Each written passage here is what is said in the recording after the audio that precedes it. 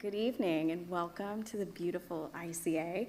My name is Amy Parker and I'm the Vice President of AIGA Boston and the Programming Chair at the chapter. And on behalf of the Board of Directors and the ICA, we are really thrilled to see you all here tonight. And we hope you did have the opportunity to see the galleries, the Derek Adams Viewmaster. That is, you can't not see it. It's amazing. So tonight, first, we're going to hear from our AIGA Boston Board Advisor, Cliff Stoltz, and Cliff is going to introduce our speaker of the evening, Rick Griffith. After his talk, Rick will be joined by Ramon Tejada and a moderated discussion, so you can have your questions and ask them to the two speakers. Our gratitude goes out to the ICA for making this design lecture series happen every year. This is the 18th year that this has been going on. Pretty amazing. Yeah. And it would not be possible without the work of Monica Garza, the Charlotte Wagner Director of Education, Eliza Mecklenburg, the Education Coordinator, and Danny Abogadas, who's back there, who makes all of this happen, and also leading the production team tonight. So a round of applause to all of the ICA staff. And of course, to Cliff Stoltz, our Boston Advisory Board member, who I will introduce shortly. AIGA Boston, for those who don't know, we are an organization, it's the largest professional association of design. We span more than 70 chapters across the United States. And my goal as programming director is to make sure that people have the tools, the information, the projects that they can engage with that gives you more confidence as a designer to pursue this wildly changing industry that we are all facing that change for. So I'd like to introduce Cliff, who will introduce our speakers. So Cliff Stoltz, as founder and creative director of Cliff Stoltz as Stoltz Design Group, Cliff has nurtured a highly collaborative environment that emphasizes process-based research, sound strategy, and thorough exploration to yield a compelling communication design for his clients. And Cliff is taught at the Rhode Island School of Design and Massachusetts College of Art and Design, and frequently lectures at schools, design organizations around the country. He has served as AIGA Boston's vice president. Thanks, Cliff, for setting a good precedent. And he was honored as the recipient of the 2005 Fellow Award. And reflecting his love of music, album art, Cliff's book of 1,000 Music Graphics was published by Rockport in May of 2008. And he is also the curator of Post Gig, a traveling exhibit of contemporary music posters. So please join me in welcoming Cliff Stoltz.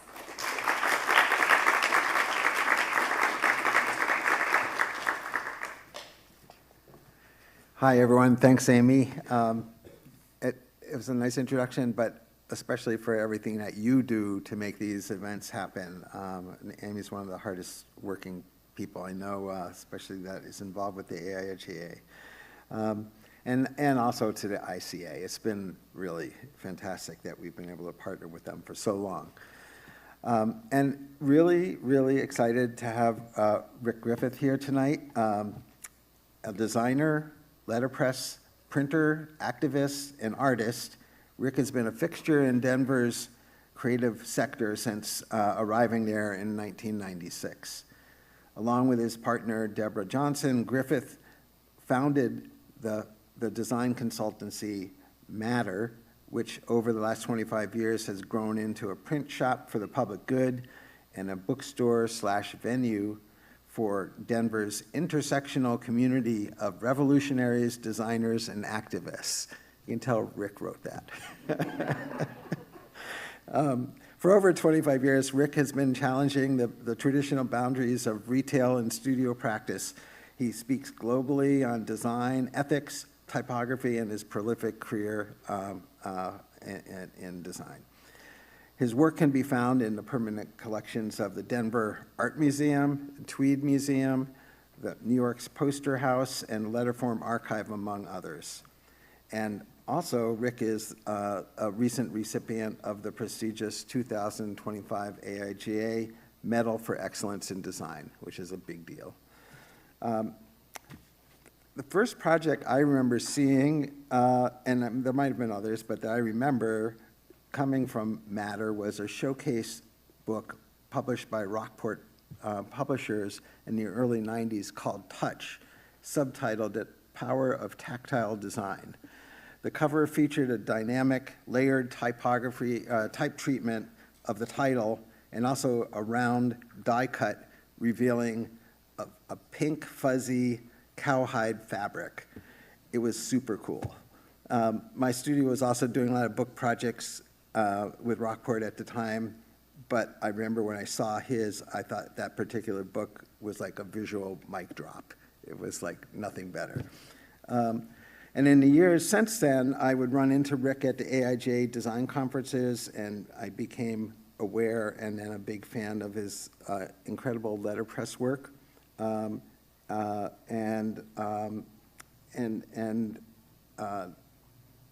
He also, but also not only the letterpress work was amazing, not only for the typography, but also for the messages that the provocative content that was written by Rick, something that he continues to do. I've yet to visit Matter in person, but my colleague, Mass Art design professor Catherine Hughes, visited the shop when she was in Colorado last summer and told me it was like being in her slice of heaven. One of the coolest places she had ever been, which is high praise coming from Catherine.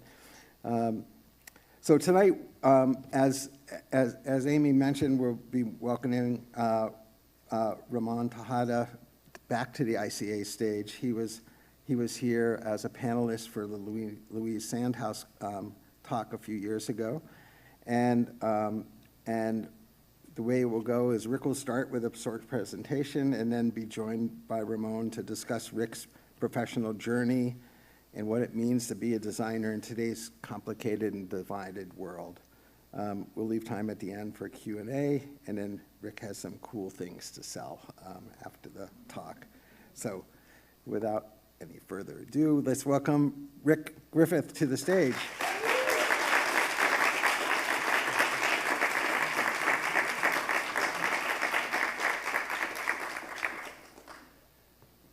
Thanks so much for coming out. Let's gaze upon you all for a moment. Hi.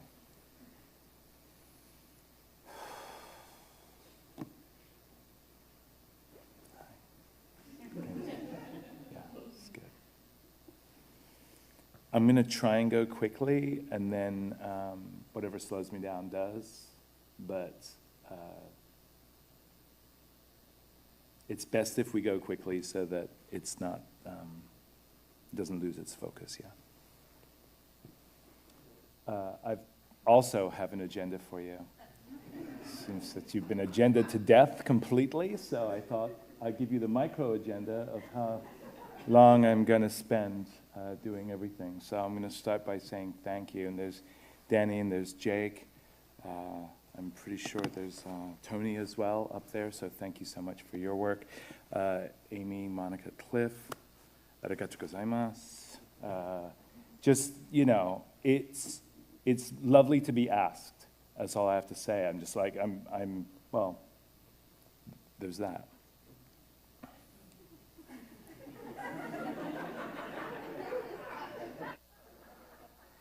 And the people here are so nice, they make Boston feel like Canada.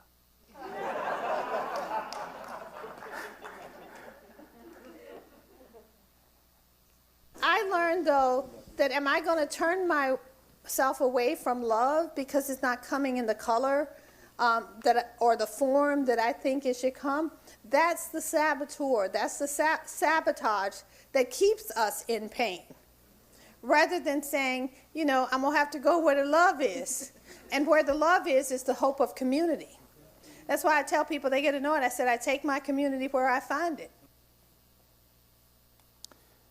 It's the late, great Bell Hooks, kind of reminding us, every time reminding me that, like, this whole construct of race is really inconvenient. Going where the love is literally the best decision people can make for each other, and giving people opportunities to love whomever they love is really central to that notion. I'm just going to start with the work, and then we'll move away from the work and talk about the various philosophies I've embraced. Yeah! Duration. Yeah. Bum, yeah!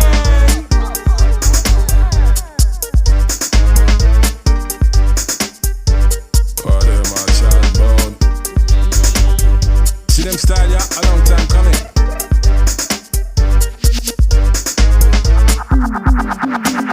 See them style, yeah? A long time coming. Shoulda never know about the goat drumming. And shoulda never know about the culture. And shoulda never know about the movement. They won't come take the form, they won't come break the form, but a pure power to the peeps and make them go and go get bats on a weekend. Money for spend, set we own trend. Live boy and we get deep, now the blend. Revolution of a next kind. Passive ball, reload, rewind. Free time, 4 time for the mind. 4 time, free time for the soul. That's how we roll when we roll. Holy Ghost come and take control like Seja I so we tweet. Revelating rebel beat. Seja I so we tweet. Revelating rebel beat. Seja I so we tweet. Revelating rebel beat. Seja I so we tweet. Revelating rebel beat. Seja I so we tweet. Revelating rebel beat. Seja I so we tweet. Revelating rebel beat. I really don't know what the tech before. From 19, how long I've been dead before. Baptized on it and I wet the floor. Clean and lean like I swept the floor. I done with the jiggity. Using MCs, most of use tickle me. Got no style and they got no class. You need to coop in on your bomber round. Summer P-I-O-N-E-E-R. Maneuver, y'all, see y'all, call him Zah. Push bike while smoking a cigar. Tarate, mine a clotted. Who that poop ring? Who that farted? Big stink, pushing the brink, so what you think? Big stink, pushing the brink, so what you think? Big stink, who that? See y'all, I so retweet. Revelating rebel beat. See y'all, I so retweet. Revelating rebel beat. See y'all, I so retweet. Revelating rebel beat. See y'all, I so retweet. Revelating rebel beat. See y'all, I so retweet. Revelating rebel beat. See y'all, I so retweet. Revelating rebel beat. Push the sound now, push the now. We get up, we're gon' get down now. Move profound now, round for round now. Spend my pound now, no more broke. I need to use my mind, get me some sustenance. Gotta get away from here, can't take this turbulence. So tense, so edgy, but beggy, no never. Say team, we love it when this plan come together. I endeavor to do God's work, my currency is Bible. Survivalist, surviving this, and this is my survival. See ya, I so retweet, revelating rebel beat. See ya, I so retweet, revelating rebel beat. See ya, I so retweet, revelating rebel beat. See ya, I so retweet, revelating rebel beat. See ya, I so retweet, revelating rebel beat. See ya, I so retweet, revelating rebel beat. Yeah.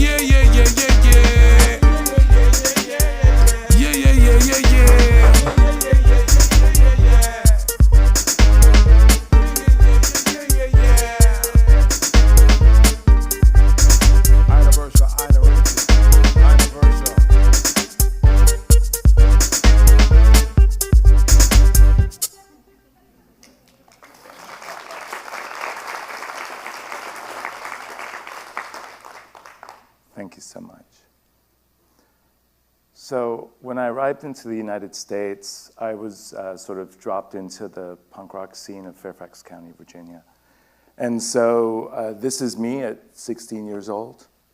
It was inconceivable to me that I would end up with the opposite haircut at the time. But you know, like, it's just the people say, like, the truth is funnier than fiction. I think that's a cassette, a Walkman. I'll tell you about it later, kids. This is the album cover that changed my life. was working in a record store in Fairfax County, and I was on LSD at the time, and my boss said, "What?" And I said, "Yeah." And he said, "Stay here." He locked me in the store, ran home, grabbed 3 records, brought them back, and said, "You have to listen to these." I said, "Cool." This was one of them. The album changed my life. The music is radical. We don't have time for that right now, but look it up. And the typography, as the people who enjoy good typography, is stunning. I just said, I don't know what they call the people that make album covers for a living, but I'm pretty sure I want to be one. And I pointed. I just was like, I guess that's where I'm going. As it turns out, I sort of wanted to be maybe Paula Scher or something, right? This is the first book on graphic design that I ever bought. I applied to go to the Cooper Union for advancement in science and the arts in New York City. I didn't get in. I went to New York City anyway and started spending time in the Strand bookstore. First book I ever bought. In my 20s, I was so deep into design, I thought I would offer the world a definition of design. And so my first writing attempt kind of happened. I wanted to print it on T-shirts and then pillowcases, and then eventually I succumbed and printed it on paper. This is my best installation of this particular polemic. It was a graffiti installation across the street from the studio. We were caught by the police. They notified me that, like, you know, if we had pulled out a spray can, he might have thought it was a gun. He might have shot us. It was all very dramatic. We said, you know, we're so sorry. And he said, you know, what is this? And I said, it's the definition of graphic design, sir. And he goes, and you want to tell people this? And I said, yes, desperately. So it really, I was like, I have to do this. I want to do it in the public. And then when we got caught, I lost track of the red spray can, and I had to go back out and finish it. It's also not probably a mistake that these 2 people in this frame here are 2 of the closest people to me in my life. And they were my students. They worked at the studio. We got into some mischief, but they have been so kind and generous to me all my life. And you know, that's what life is. It's a series of really wonderful relationships. So I have trouble in the long form. Anyone else that has trouble in the long form, you have permission to be troubled in the long form. I am troubled in the long form. And what ended up happening for me was I ended up drawing my words, you know? Like I ended up making sense or sensing, right? Sense-making my words in a couple of ways. And so this is one very distinct part of my practice, is to sort of write these things in ways that you can feel them happening as you read. Particularly this first notion that this is where we wish all the bad thoughts go, but they don't. You know, like there they are, down there in all that gravity, right? So I annotated the definition of design because a good friend of mine, Shasti, she said, Rick, those are a lot of big words. Aren't you really proud of yourself? I said, well, as a matter of fact, I am, you know? Like those words don't come to me all the time. She goes, well, then good for you. What about people who don't know what the hell you're talking about? And I said, well, I'll annotate it for them. And so I made more words. Particular products like this that talk about, as it relates to the trusting of the intellection and the imagination of black people, you know, there's a whole lot of us, and we're allowed to sort of ascend one at a time through this inverse funnel, you know, like, you know, this was said last week when a few of us got together, said, you know, it's actually rather funny. To me, it's funny. I don't know. You decide. Every white person has got a really brilliant black friend, and all of us have nothing but brilliant black friends. And I was like, yeah, it's really great.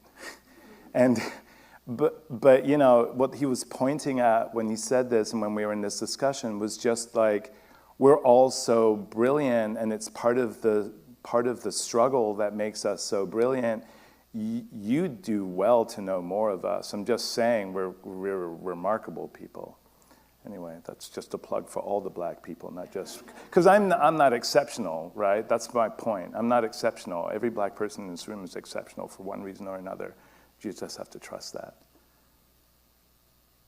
So then I wrote this piece, and it's 4 words, and you know, like the brand director of Rivian Worldwide said, Rick, man, you just got me on this one. You nailed it. It's a banger.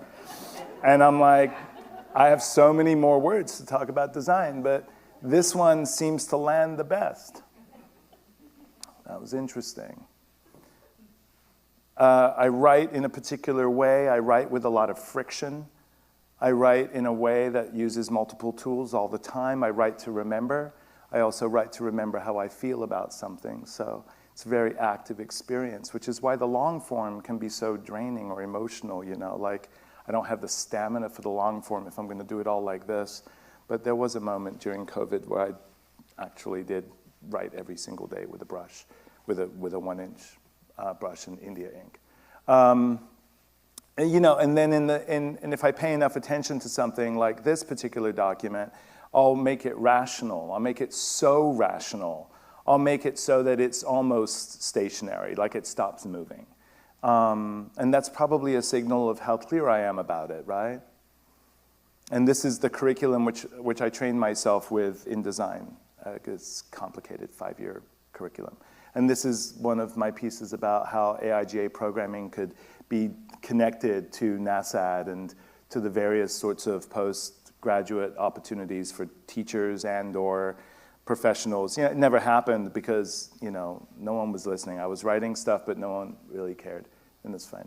I did this. This was commissioned by the Denver Art Museum in 2012. They asked me, what is design here? I gave them some notions of how it might work in a couple of different ways. This is a little bit about publishing. This is me sort of asking people to say, like, if you put your own particular interests to the side, the mechanics of this could really work out well, but you'd have to think of literature and other forms of writing as communal property. And the delivery systems as being the things that would make money. And so this is what I came up with when I thought about this part of my practice, is that this part of my practice is interested in shaping complexity, but I don't want to reduce it into anything. I think of complexity as a gift, right? I think of that we haven't zoomed in or zoomed out far enough as a gift. It makes us, for some of us, it's a purpose to explore. Okay. Yeah, facts. I did quit. In 2014, excuse me. In 2014, my wife died. I quit. I said I'm going to raise my children. That's that. They were teenagers. Anyway.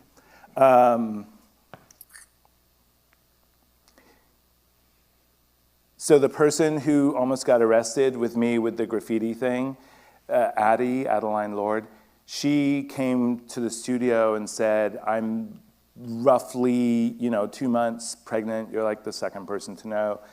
And you shouldn't quit. You should just let me run the studio for 6 months. I want to spend my last trimester mostly in Boulder where I live, close to my hospital, but why don't you just take 6 months and I'll run the studio and you go raise your kids. One of the kindest things that ever happened to me, but I quit. So the second time we quit was during the pandemic over here, and what we did was we lost pretty much every client. I don't know if anyone else had a humbling experience like that, where like the restaurant clients that you have that you're doing all this maintenance work or something for, they call you up and say, and it's sort of like a one-sentence thing. It's austerity, austerity, austerity, austerity, austerity, austerity. Give me my logo and all my stuff. We're going to do it in-house, and it doesn't matter what it looks like. Fair. So that just happens, And all of them just do that because they're desperate, you know, like it's crazy times, right? The pandemic was crazy times. So we said, fine. We'll take this little project that we've had going for 10 years and we'll turn it into a real thing. And it was called a bookstore. It was a stationery store that had become a bookstore. We were interested in carrying the titles of the books that changed our lives and nothing more. So it's a very, very well curated bookstore. Well, we quit graphic design except for one client. Guess what that client was? A bookstore, us, haha. So everything we did was in service of this new enterprise called a bookstore, and that was the second time. We just decided, now that we've reached the same revenue as a design studio in a bookstore format, we've just decided to come back to graphic design. And now, yeah, it's like it's a late career shift or a mid-career shift back. I don't know. I broke up with graphic design 3 or 4 times. It doesn't matter. Let's move on. 4 provocations for you. Okay, here we go. Wow, I did go nice and fast, didn't I? That's good. Okay, cool.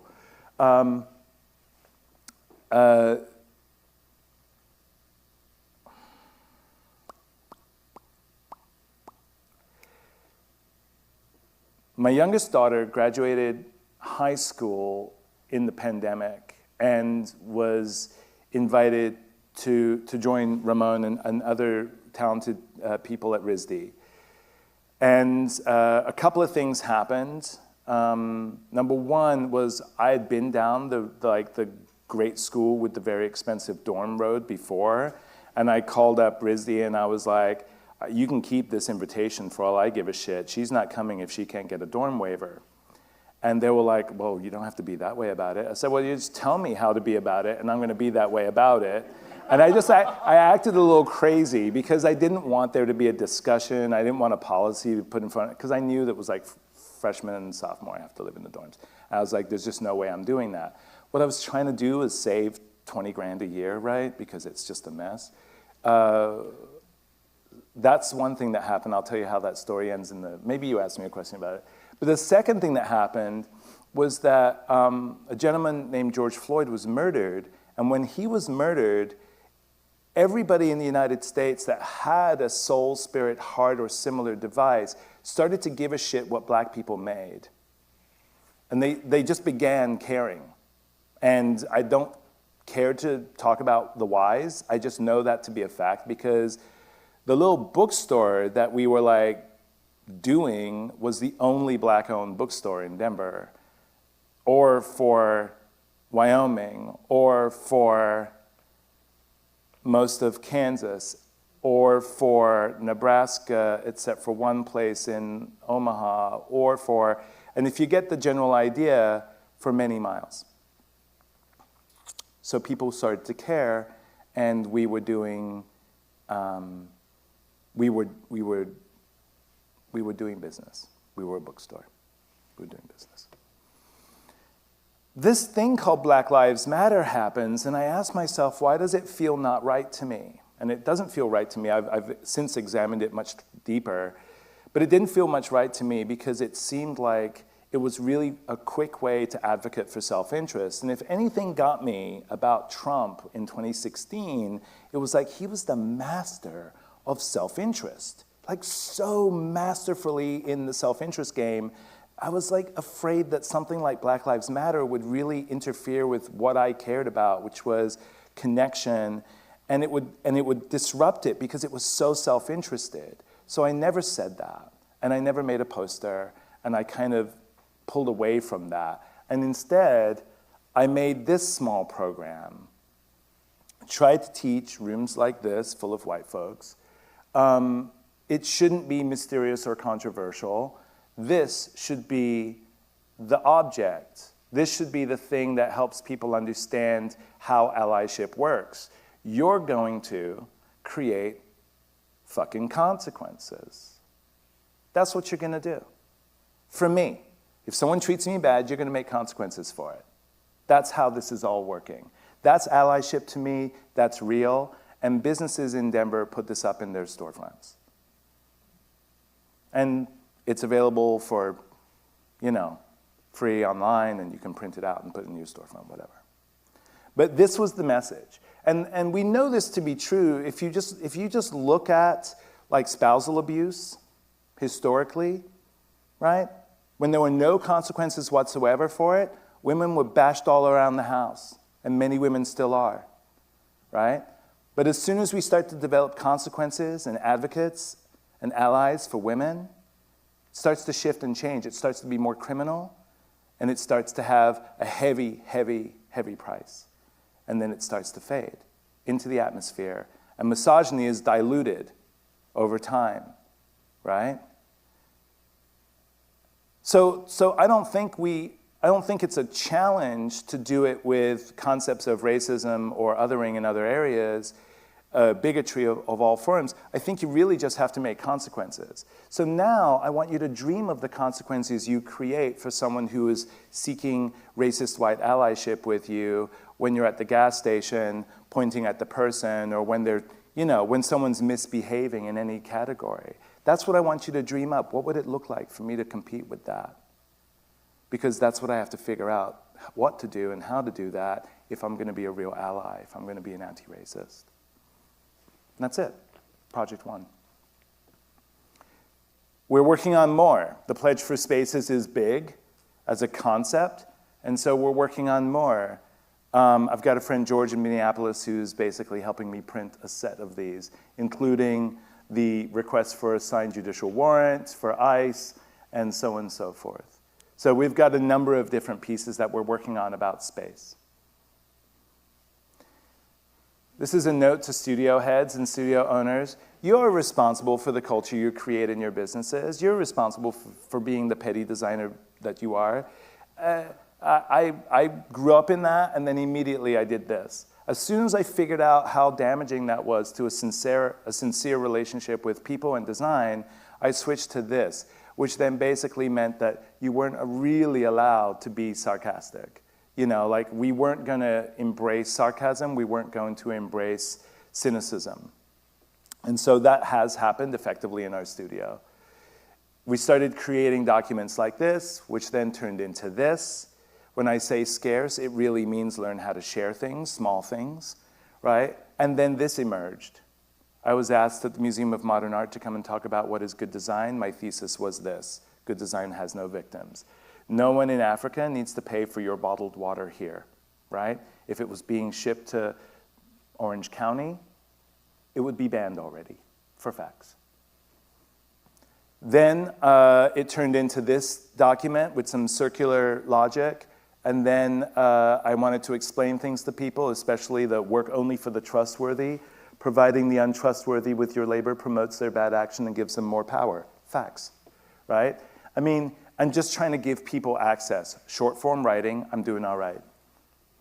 And then I called it this. The last draft of this is not called the Introductory Ethic for Designers, but it's literally for everybody, because we are all designers if you just give us a chance to be that. Speaking of being designers, this project is the triple loop. There is a tension between the need for action and awareness. We traverse this tension in 3 scales: the individual scale, the community scale, and a system scale, right? We are either listening, meaning building connection and community with each other, then we're co-creating or designing or futuring, and then in the system awareness piece of it, the action is continuous process improvement, which allows good ideas to be protected from the sort of emergent gatekeeping or emergent anti-policy or anti-strategies that exist. So this is a document that I created as well. And then there's a context for it, right? People who are experiencing barriers experience these typical barriers. People in ideal situations are experiencing these typical ideal experiences, especially things like we manage our near future conditions, and we also manage our resources in community.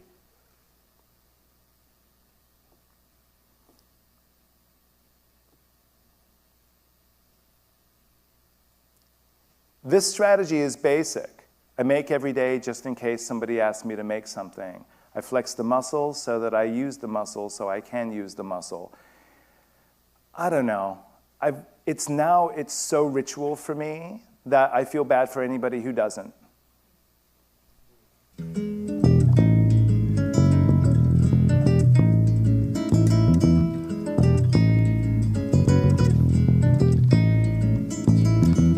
do you do that?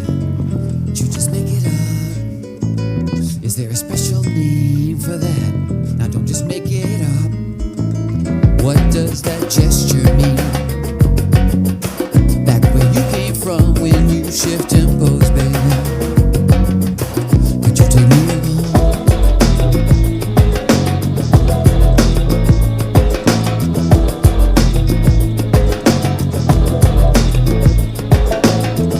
How do you shake just that?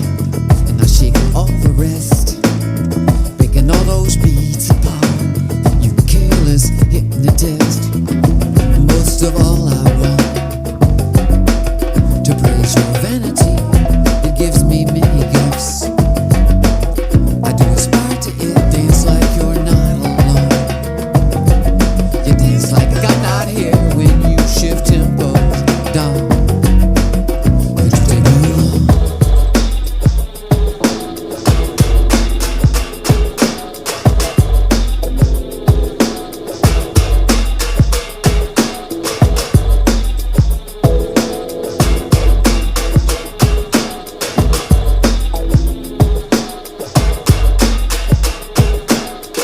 Your supple cheekiness, supreme funkiness, your sure-footedness, and your pelvic finesse.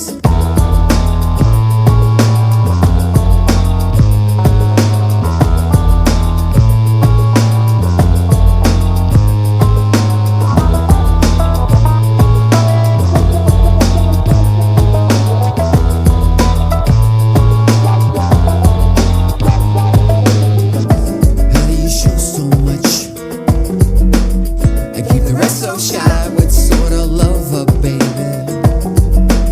Did you learn that one from? Where is the island love? Where your sisters roam when you shift tempos? Could you take me along? It's amazing. It's amazing. It's amazing. It's amazing. It's amazing. It's amazing. It's amazing.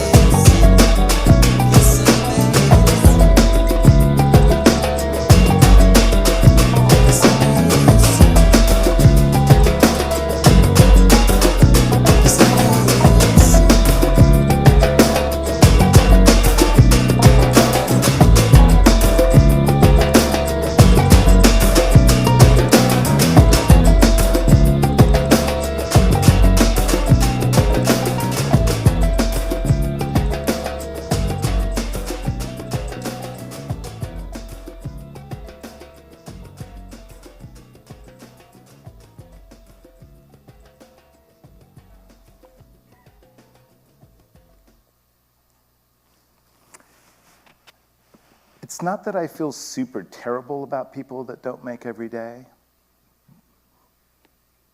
but it's that if I was ever put in a position of being a prepper, it would be X-Acto blade ruler, protractor, some typography, a little bit of photo stuff, maybe a dead magazine, a half-dead magazine, maybe a piece of stiff board, a couple of markers, 3 pencils, different colors, and 2 ballpoint pens.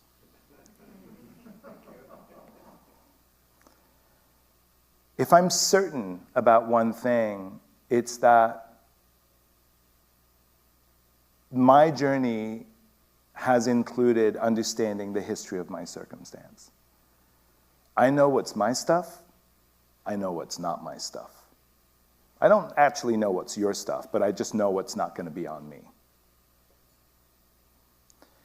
I wish this for everybody. I wish this kind of clarity for everybody. There's tremendous love in knowing who the fuck you are.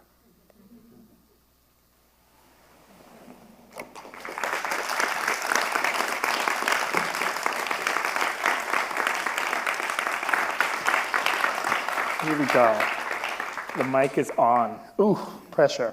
So this is super exciting to do in front of people. We've had a lot of conversations, including been an talking for overnight years. conversation in Arkansas, if you recall, 2 years ago. That was so good. That was so good. So much Where fun. he was literally making, he actually gave me a little notebook to make collages. Which Yeah, I brought still enough have. collage materials for everybody. I had a bunch of thoughts that I wrote down from, we also had a conversation like a week and a half ago to talk about, because in case you haven't noticed, Rick did an amazing job at like tightening everything down, but he can go on in the most amazing way, and you end up with a whole notebook.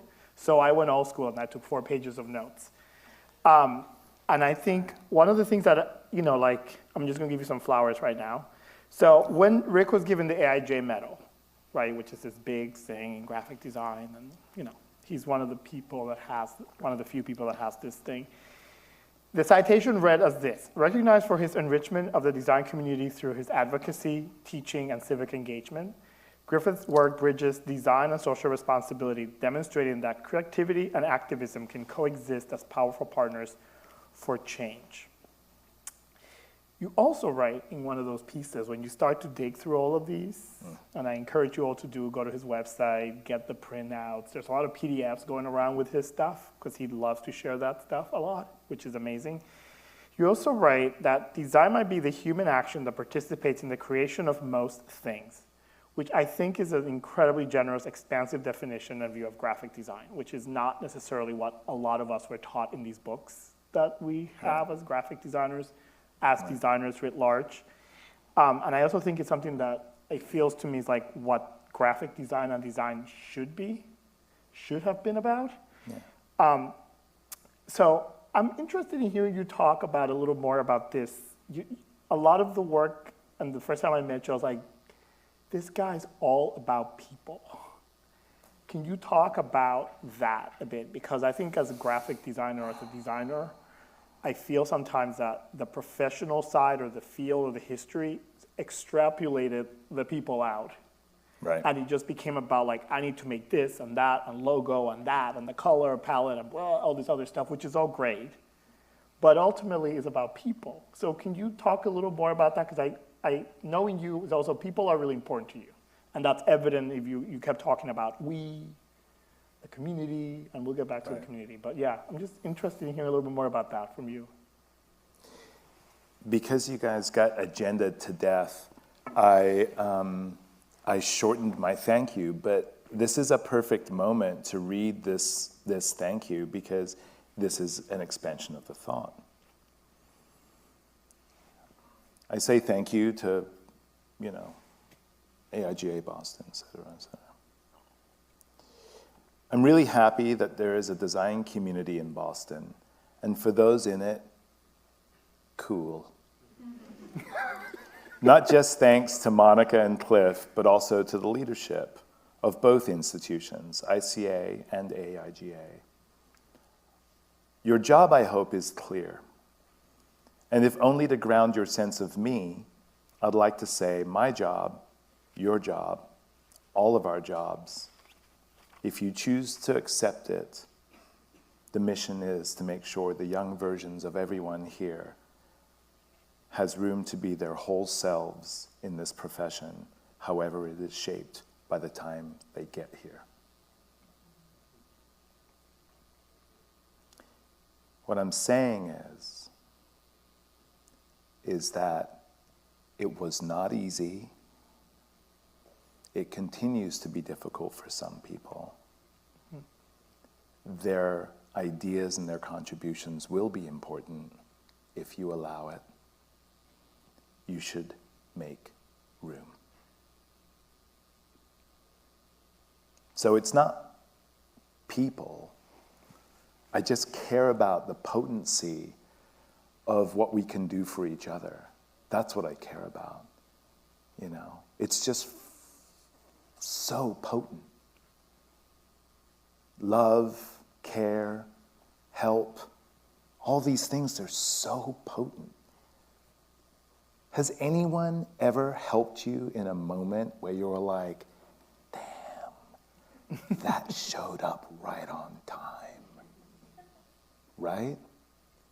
So what we tell the people who work with us is, I just want to be a footnote in your amazing career. Right? Just make me a footnote. Go do amazing things. Do it with my encouragement. Right? So that's what it's about, I think. I mean, that's what I'm about. I don't know. It feels like that's what it should be about. I don't know. Now I've just like, because I melted into my kids for a moment. I don't know if you noticed me doing that. Like visually, I was like melting into my deepest relationship with my children, and I'm like, I love you so much. But I think it's the thing that I think you're so really good at doing, which is like, this is to bring Baldwin. I did not say this, but it's that quote about Baldwin, you can critique the thing you love so much because you love it so much. Yeah.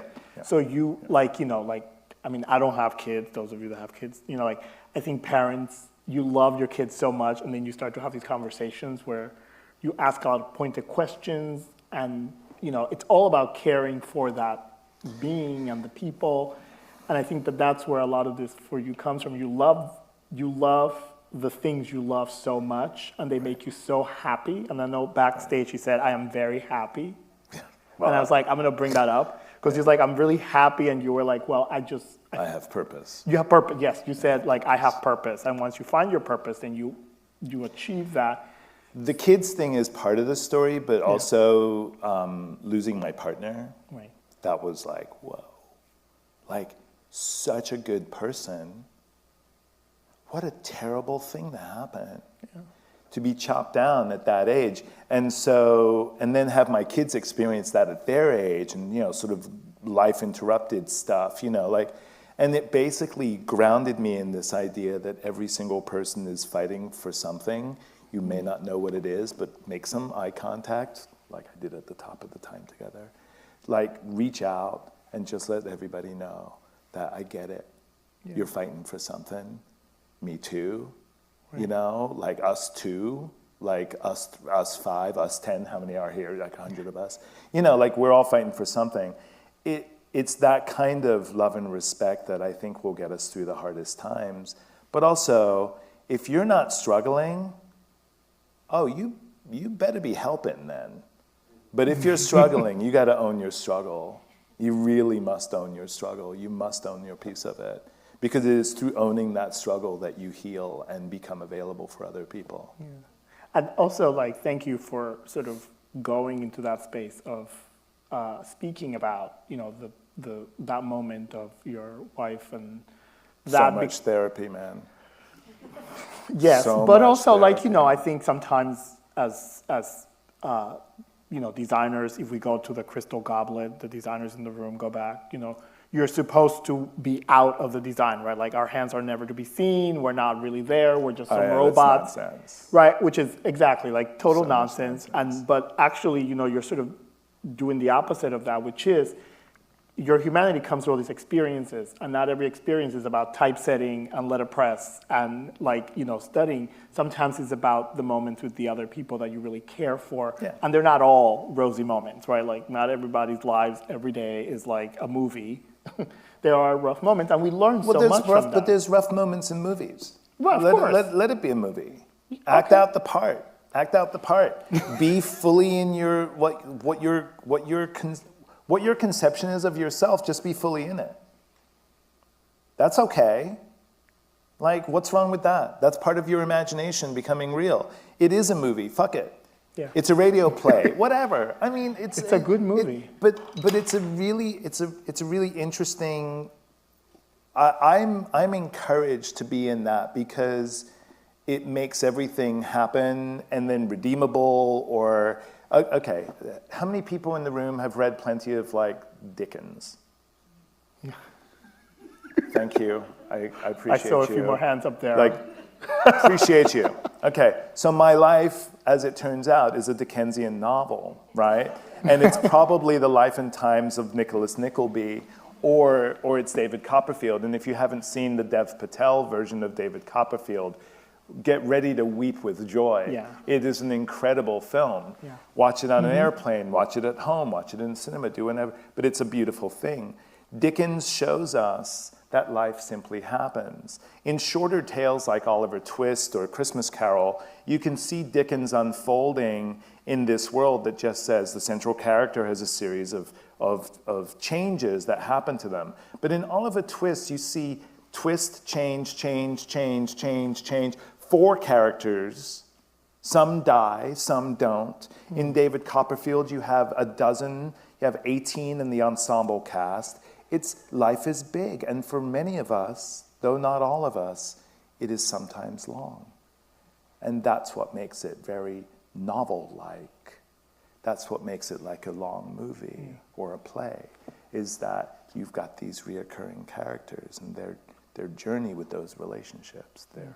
And it also, I'm tying it to like your relationship to design, and then just like, you know, I quit design, and I find that fascinating when you're like, for everybody who has quit something, and you're like, okay, I'm done, and then people with artistic passions, I think it always comes back to you somehow.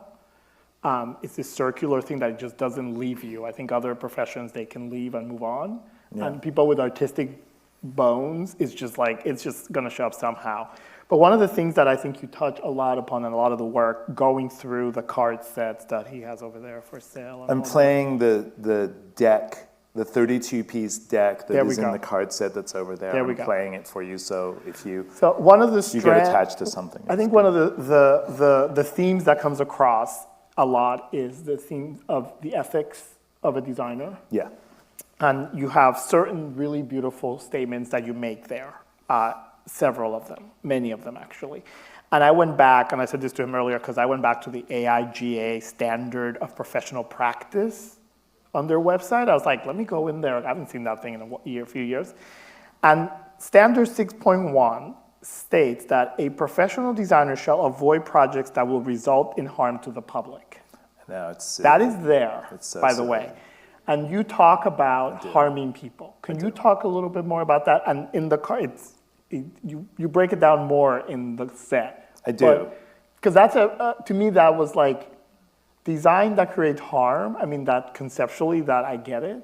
But like functionally, it terrifies me a little bit, because I'm like, well, if I'm designing stuff, like I have to make a lot of decisions to make sure that whatever I design. Right. Well, you don't have to do it perfectly, because nothing can be done quite that way. But if I had a writer in every contract for every speaking engagement, it would be what? I don't drink water out of plastic. That's it. Every time I come to this and I speak a bunch, I say, yeah, just no water out of plastic, thanks. I won't drink it, I won't touch it, just sit there. If that plastic showed up in Orange County, it'd be banned by now. It goes to Africa. It goes to Africa. It fucks up people's lives, Like, I don't know if everybody understands what ethics is, but it's an interesting construction. Ethics is a reportage of sorts on our morality. So it doesn't exist without morality. It is a synthesis of our moral sort of attitudes. And so it's not a mistake that we've lost track of ethics.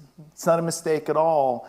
It's basically a report back to us that says, well, at one point you cared a lot about this stuff, but you let it go, and so now no one's enforcing ethics.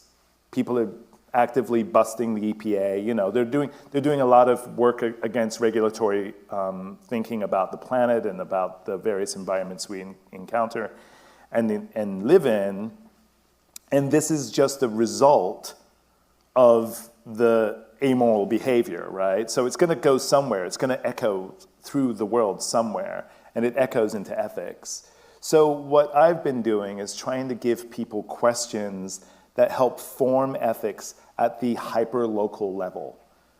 You can call it your family way if you like, and a lot of people might know what that means, right? You have a family way. You just do it like this. How many of you guys grew up with a person who composted by the side of the sink? You're like, that's just the family way. Whatever, Got a garden, got a piece of land. Yeah, I'm sorry, Boston accent just sort of trying to creep out of me. Ugh. Nick, what are you doing here? You know. I have a funny thing about accents because I'm British and I'm a West Indian. So we go on talk like this, yeah, ting and ting. So I've got a couple of patois, and then I've also got like an English accent that I can summon anytime I feel like it and put it out like this. It's like, fuck it all, And so I have a funny thing about accents that I can sometimes muster one up. It doesn't always make much sense, but it is sort of a silliness that I might do. But my point is that ethics is lost if morality is lost. Morality is a much bigger subject. I'm not actually wanting to touch on that because ethics is a reportage on our ability to attend to the moral sort of framings that we believe we want or believe we desire or need or belong to us. So in that situation, the problem space is that ethics needs to become hyperlocal and individuated so that people keep on asking the questions that corporations don't, right? So this is where I think we win. Ethical behavior towards each other. I'm going to care about your children. I'm going to hope you care about my children. And that's the way we're going to be, right? And children, 6-year-old children take the subway in Zurich, right? Because they have a sense of how children are to be protected, right? They have a simple construct, a social contract with each other. I think we can do that. We don't have to run off into the woods to do it and join a cult. We could actually do it in mainstream culture. Nothing wrong with cults. I mean, some of them. But No. That's a long story. Yeah. I could go down that road. Okay. Well, I want to ask one more quick question, and then we can take a few questions. Sure. I wanted to ask you because one of the things that I asked you when we were talking was, I always want to ask people when I'm on panels, or like, what is the one question you wish people asked you? That's a big question. But the other question that I have for you is resources, because when you go through a lot of your work, you start to see that there's all these footnotes that are connected to all these thinking, theories, concepts, history. All of this is layered in all those annotations. Right. What should we be reading right now? What should we all be reading right now? I think there's a book called After the Internet. This is a testament to like, it's on you, okay? I'm just gonna say it's on you, forever it's on you, that's that. Reach out, I'm easy to find. Ask me where it's at, or you can look for it at our website, at our bookstore. But After the Internet is by,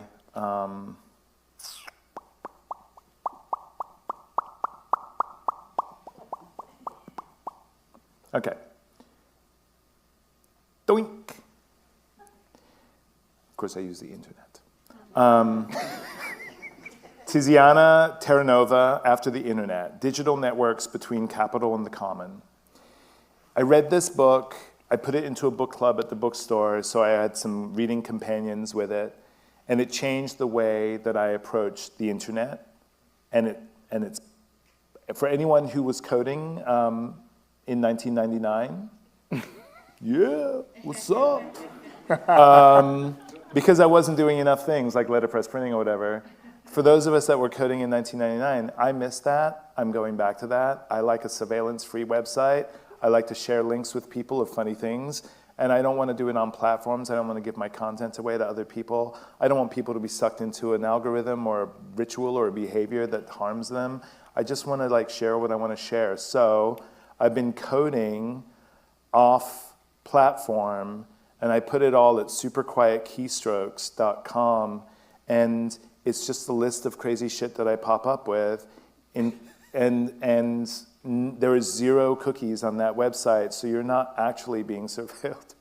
It's just easy, right? Like, and you don't have to like anything, because I don't care if you look at it. I've already had like people love it, so that's that. Fabulous. Okay. That's why that's an amazing book, because it'll help you understand that the internet that we were promised was stolen by platforms. Wonderful. All right. Well, after the internet, right. and I'm sure you have other stuff, but we want to open it up to you lovely people. We have time for two questions. Any takers? We have a person up here on the second row. Okay. We have a mic for you, sorry. That have way a everybody can microphone. hear you. Yes. We will all be heard. All right, let's talk about, you took a break, and the first time you quit graphic design. I personally feel like art is a great way of processing emotions, and particularly grief, and I know you were talking about creating every day. Yeah. Were you still creating every day during that period, and what kind of art were you looking towards? I was not creating every day during that period. It is not my grief process. And I think that in the 8 weeks I spent from diagnosis to death, and the year before that trying to find what was wrong, it was just a lot of care. It was just a lot of care.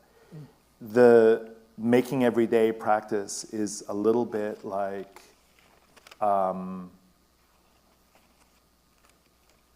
pushing energy through you so it's not stagnant. For some people, it's yoga. For some people, it's breathing and attention to breath and meditation. For me, it's those types of things, all synchronizing around the breath and just quiet. So it's nice to be quiet sometimes. I know it's not a very believable statement from me. I know that. But when I do get quiet, man, God, it's so good for me. So healthy, So yeah, it took me a little while to get to it and then keep it up. Yeah, good question. Fun. Yeah, what's up, Front buddy? row here. Front row. You're probably going to get a mic, but yeah.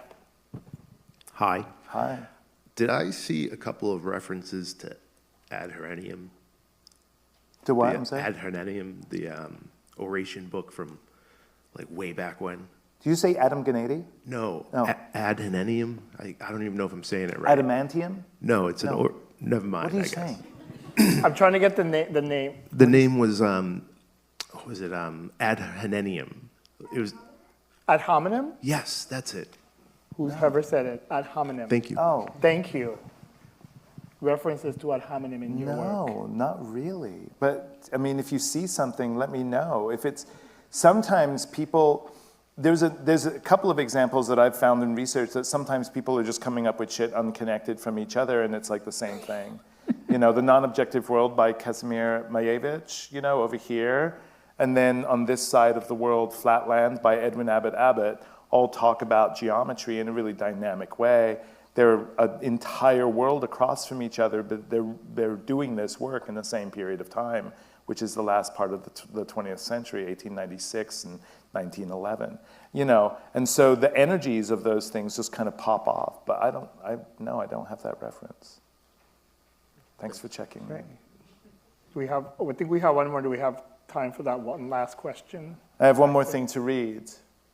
It's a minute and a half, so it shouldn't be bad. You wanna- Make it quick. Thank you so much for your talk. I find your perspectives very refreshing.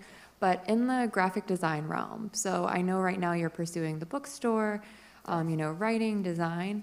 But when it comes to traditional design careers, how do you maintain not climbing the corporate ladder, but even just attracting the right clients so that you can work with someone on an ethical level and also when you're getting paid? Because it's very twofold. So Yeah. something I'm always trying to navigate. Excellent question. You get the gold star. I'll tell you why, because the answer is going to make you very happy. Most ethical thing you can do is live within boundaries. The most ethical thing you can do is want to maintain and sustain relationships. By my math, I need 15 more clients before I die. 15 more people in the way that I enjoy relationships with the long-term sort of attitude in mind. 15 more people to do really good business with until I'm done doing graphic design for the rest of my life. Now, if you know that there are 15 people that are coming down the line, you shake a bunch of hands, you kiss a bunch of frogs, and you say hello to people, but you're just asking yourself, are you my person? And if they're not, you let them go. You absolutely let them go. It doesn't matter how much money they have, because the person that you're looking for is also ambitious, and wants to take you along for a long, like, precious relationship. The person you want has resources, right? Or knows how to get more of them, right? And the person you want is treating you like you're the expert, or at least engaging you as if you're competent and enjoys spending time with you. And you are applying yourself in a similar way, or you're prepared to do that with them because you understand the importance of being well-versed in their field, which is not always adjacent to yours, but somehow relating, right? And so forth. Great graphic design is an exchange between two professionals, two people who want an outcome, one person that commits to solving challenges of communication for another, who has no challenge in the sense that they've made something pretty damn amazing, right? And those people are the ones you want to do business with. Find 37 of them in your life, and don't look for 100 of them, and don't look for 200 of them, and don't let everyone come through, right? Be discerning now so that you can be your fullest and realest and truest self, right? Which is the other part of that. Let them be real and true so you can be real and true, right? And that's how good business is done in a sustainable way. And also, need less, have it all. Right? Yeah, it's a great question. You get gold star, gold star, gold star, gold star for you. I got one more thing I want to say to you guys before we end our time together.